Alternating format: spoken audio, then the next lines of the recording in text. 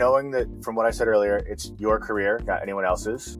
The best piece of advice I got was be the manager you wish you had. Read books or watch TED Talks. Like I usually put a list of those that I really liked at the end of my presentations. Like I love Sean Achor. He's a positive psychologist professor from Harvard.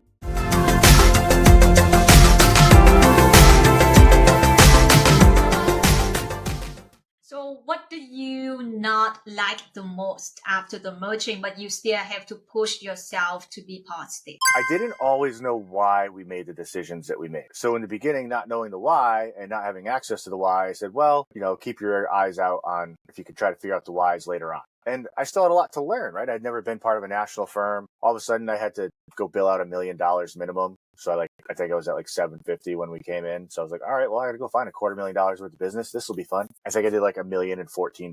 Mike, I know that a lot of firms, they always say that they focus on people. But at the same time, a lot of staffs within the same firms thinking that they are just numbers because they don't feel like if the firm act on what they say, like they care about people. And so in that case, if staffs feeling that way in the situation of the firm saying that, hey, we care about people, do you have any tips and advice? What those staffs, should they speak up and talk to the partners?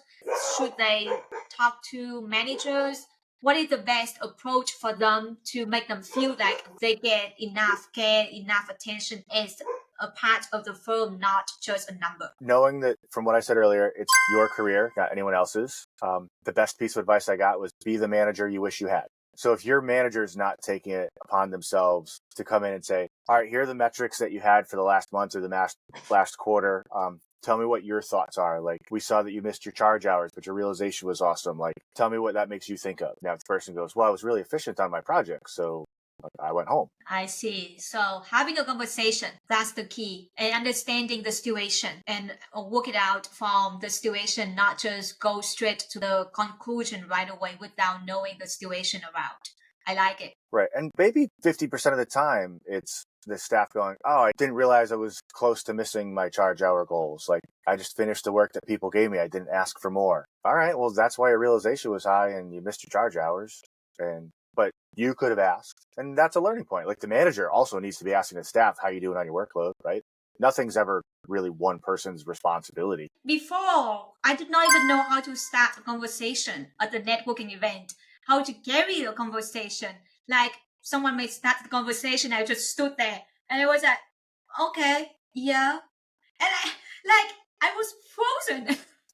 It is so different now when I attend networking events. I feel more comfortable talking to people, feel more comfortable like carrying the conversation or starting the conversation. It takes time. I would say that it takes time to learn and take time to improve yourself. It's not like you wake up in the morning and say, oh, I'm a different person now. Right. And I think that gives me an idea. And I hadn't thought about this until just now. A lot of networking events, you tell the partners, hey, partners, bring some staff with you. Well, that's great. So the staff stands next to the partner. The partner never acknowledges the staff. And the staff sits there at the end going like, great. I was at a networking meeting for an hour and a half and I had one beer.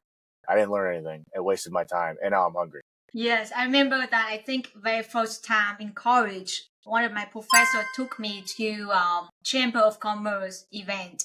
And I was freaking out because I never attend any events before. And I asked my professor, like, so what should I ask? What should I take note? How could I remember people's names? What should I do after that? Like, I have no clues what I'm going to do in that networking event at all. I was so nervous. But we always have the first time, right? The first time is always fun. Yeah, wouldn't you rather be terrible at something when you're 21 years old and people expect you to be terrible at it than not do it at all? And all of a sudden you're 27 and people expect you to at least be decent at it. And you're like, wow, you still can't hold a conversation, huh, Mike? Like, what's wrong with you? No, fall flat on your face when everybody expects you to. What are 3 keys that you think that this profession going to change in the future?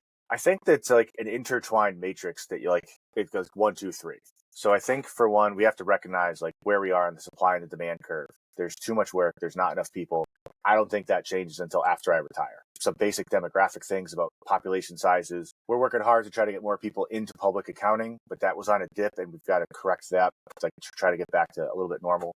I think if we start doing that, we can raise prices, which gives us more money to invest in some of the technology so that we can take out the rote and repetitive work and focus on meeting our clients where they are and really advising them. And that's going to drive some new and interesting, cool projects that will also increase some revenue, which gives more revenue to increase the starting salaries for our team and be competitive with other professions.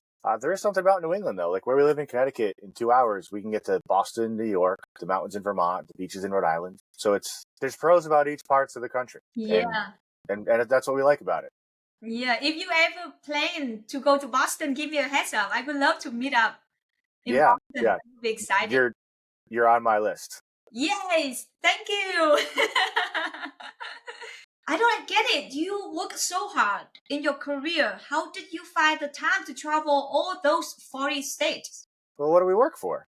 Like, it's not just work 52 weeks out of the year the whole time. Like, that's kind of one of the things that motivated me to go into work was, I still want to go see all the baseball stadiums. I've been to 30 stadiums. I think there's like 6 or 7 teams I haven't seen yet. Because I've seen some team stadiums twice as they've had stadiums over my lifetime. So that's how I got to a lot of states. I go on trips with my dad, but also just family vacations. Well, like we will purposely go pick a group of states, and go visit 3 or 4 of them over the course of a week. I feel like our audience is going to learn so much from this podcast. And before we end this podcast, I would like to ask if you can give some tips and advice for young professions in this career, how they can advance their career. Well, I know they learn a lot through this already, but I would like to summarize some tips and advice you think the best for them. Read books or watch TED Talks. Like I usually put a list of those that I really liked at the end of my presentations. Like I love Sean Achor. He's a positive psychologist professor from Harvard. I believe he's one of the people that started and founded that entire genre. Funny thing is his sister followed him into it. Find his TED Talk. That's really good. The Big Leap was career changing. Think Fast and Slow by Dan Kahneman helped me figure out like how to get my brain to slow down a bit. And then because I was terrible at EQ, Jen Shirkani has a book, Ego versus EQ. And she gives examples. And every time she gave an example, I was like, oh, I'm totally the ego guy. But I didn't know I was totally the ego guy until afterward when I was reading the EQ thing. I was like, oh, no, I'm totally the ego guy. But it helped me figure out the EQ response to a similar situation. And read your professional publication. Found the Leadership Academy because I read the Journal of Accountancy. I increased my tax knowledge by reading the Tax Advisor. So whatever it is that you're doing, go read about it. Read from other experts.